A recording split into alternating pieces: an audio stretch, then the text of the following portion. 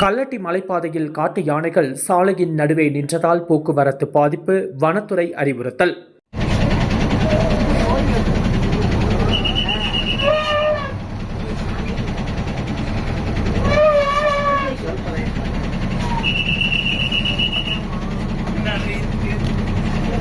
நீலகிரி மாவட்டம் கல்லட்டி மலைப்பாதையில் காட்டு யானைகள் சாலையில் நடுவே நின்றதால் பரபரப்பை ஏற்படுத்தியது.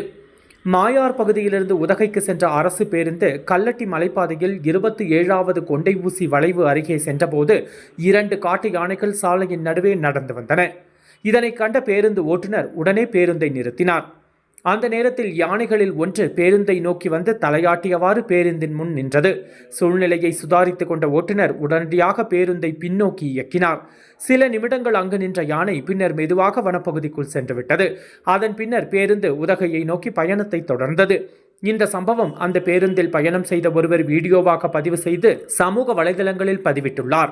தற்பொழுது இது வைரலாகி வருகிறது.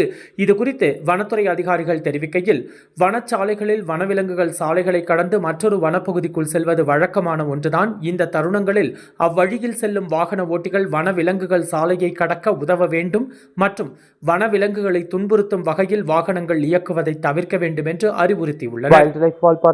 நமது செய்தியாளர் கரன்சி சிவகுமார்.